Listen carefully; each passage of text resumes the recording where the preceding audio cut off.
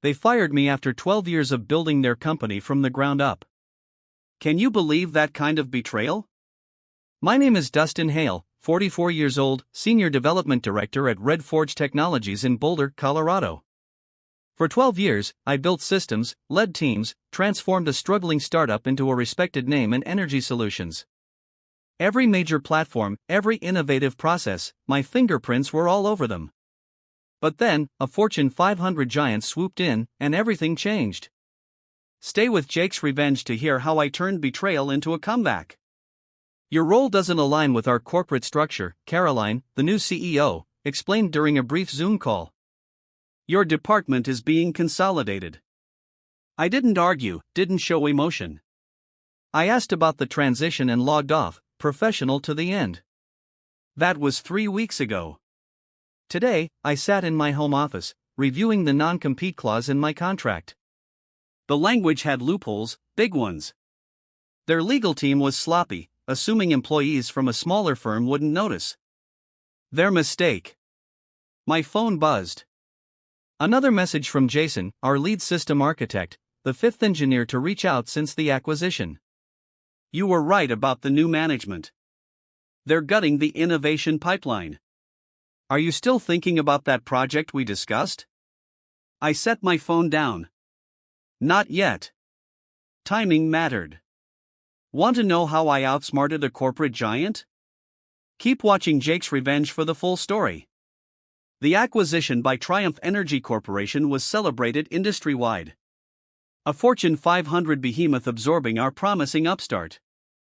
Their press release praised our complementary capabilities and shared vision. Caroline Vega, their new CEO for our division, promised minimal disruption. We value the talent that built Red Forge. Empty words. Layoffs hit within 8 days. I opened my laptop, reviewed the business plan I'd been refining for months. Not because I predicted being fired, though I had suspicions, but because I saw the company's trajectory shifting before the acquisition. Executives chased quarterly numbers, not innovation. When Triumph made their offer, our leadership practically tripped over themselves to accept. Their eagerness was the first warning sign. In the kitchen, I poured coffee, stared at the whiteboard on my wall. Red Forge's top clients, their pain points, our solutions soon to be dismantled by people who didn't understand them. Below, a list of 5 engineers, the best minds at Red Forge, people I mentored, now asking what's next. I hadn't answered yet. My plan wasn't ready. But it would be soon.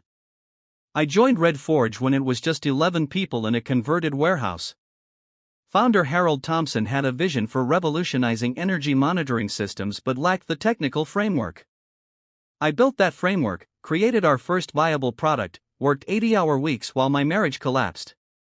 You're married to that company, my ex-wife said. She wasn't wrong. I declined better offers from competitors. Harold made me feel valued. This is your company, too, Dustin. No formal equity, a mistake I now recognize, but loyalty was promised to be rewarded. Then Harold's health failed 3 years ago. His son, Tyler, took over. Tyler, with his fancy MBA, focused on making Red Forge acquisition bait, not building something lasting. The culture shifted. Quarterly metrics replaced innovation. My concerns in executive meetings were met with, "We'll circle back, Dustin." We never did. 6 months ago, I overheard Tyler with Triumph executives discussing redundant teams. My department topped the list. That night, I sketched Pinnacle Dynamics, a competing firm built on what Red Forge was abandoning. I kept quiet, performed excellently, waited. If they kept me, I'd stay loyal. If not, I had a plan. The signs piled up.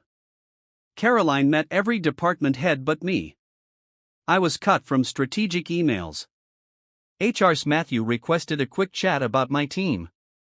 Still, I updated documentation, trained engineers, made myself indispensable. Or so I thought. 2 days before my termination, Caroline asked for my project archives. I provided everything, professional to the end. The Zoom call lasted 7 minutes. While Caroline explained my transition package, I texted Jason, time to talk about that project. Dinner at my place tomorrow, 7 p.m. 5 engineers showed up, all marginalized by new management, innovation shelved, concerns dismissed. They were waiting for something better. Caroline's first company-wide presentation, 6 weeks post-acquisition, was the turning point. With 47 already laid off, she announced Red Forge's systems would be phased out over 18 months for Triumph's outdated architecture. Our team's solutions, built for modern client demands, were scrapped. Engineers exchanged glances, knowing years of work were being erased. I didn't speak during the Q&A, didn't challenge Caroline's synergies talk. I observed who nodded along, who avoided eye contact. In the parking garage, I sat in my car, engine off, for an hour. This wasn't just about my job. Something I helped build was being dismantled by people who didn't understand its value. That evening, I finalized Pinnacle Dynamics' business plan. I messaged my 5 engineers, if you're serious about building something better, I have a proposal. Discretion essential. All responded immediately. For 3 weeks, we met at my house, identified Triumph's flaws, mapped out our superior systems, ensured no intellectual property violations. I used my severance to secure an office and file for Pinnacle Dynamics, named to evoke rising above Red Forge's fall. The day after my final paycheck, Tyler messaged, heard you might be starting something. We should talk. I didn't respond. The time for talk passed when Caroline decided my 12 years meant nothing. Instead, I told my team, office secured. Legal documents ready. Timeline accelerated. Ready to resign tomorrow? 5 yes came within minutes. I looked at a framed photo of the original Red Forge team, Harold's arm around me, both grinning at our first prototype.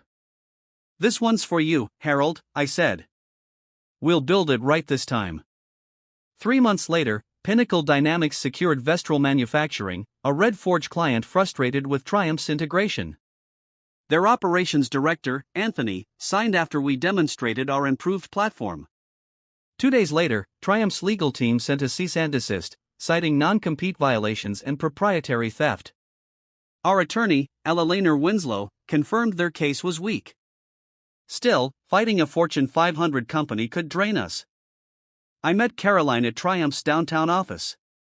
This can't continue, she said. Your company competes with technology you developed here. I replied, that technology is being phased out per your roadmap. Pinnacle's architecture is new. She tightened. You violated the spirit of the agreement and poached employees. I countered, former employees who left voluntarily after role changes. She offered a 2-year consulting contract to bind me legally. I declined. I'll take my chances with Pinnacle. Triumph escalated, contacting our clients, threatening audits. We lost 3 prospects in 24 hours. Our runway shrank to weeks. The team looked to me, tense. They're playing hardball, I said, but they've made a strategic error. An email from Harold arrived, Triumph acquired Red Forge's problems, too. Call me. At Harold's lake house, he revealed Triumph bought Red Forge for Meridian Energy Group's contract, 30% of our revenue. Their plan to force Meridian onto their outdated system ignored its unique requirements, customizations I led. A leaked Triumph memo showed an impossible 6-month migration timeline. Meridian's contract had performance guarantees Triumph couldn't meet. Harold's stake was devalued post-acquisition, his son misled. They cheated us, he said. I called Jason, meeting tomorrow, 7 a.m. accelerate our Meridian-compatible system. We had 8 weeks. We worked around the clock, documenting Triumph's integration failures. Harold raised concerns at industry conferences, priming Meridian's leaders. 5 weeks in, Triumph's migration caused monitoring failures at 3 Meridian substations. 2 weeks later, a 4-hour blackout escalated the crisis. Meridian issued a deficiency notice, triggering penalties. Triumph blamed Red Forge's defective system. I drafted an analysis proving their integration caused the failures. Harold delivered it to Meridian's CTO, Vanessa Powell. Vanessa met me at a cafe. Your analysis matches ours, she said. Triumph's forcing us into their system, risking regulatory issues. I slid her a flash drive with Pinnacle's platform overview and our attorney's non-compete analysis. We can deploy in 3 weeks, no interruptions, I said.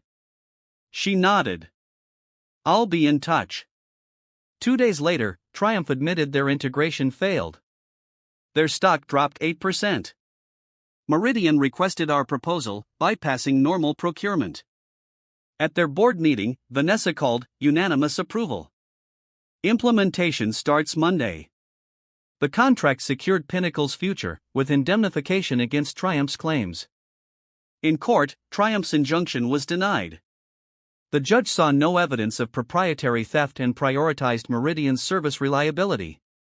Caroline confronted me, Triumph doesn't lose. I replied, this was about building something that works. 18 months later, Pinnacle had 27 employees, a downtown Boulder office, and 4 new major clients. Meridian's implementation was flawless.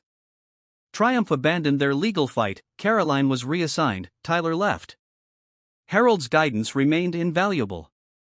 On my termination's 2nd anniversary, my old Red Forge boss emailed, "You built something better."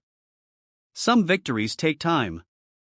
That evening, on my deck, watching the sunset, I felt gratitude. Without Triumph's betrayal, Pinnacle wouldn't exist. Sometimes, being pushed out of the wrong place leads you to the right one. Thanks for watching Jake's Revenge. Subscribe for more stories of grit and triumph.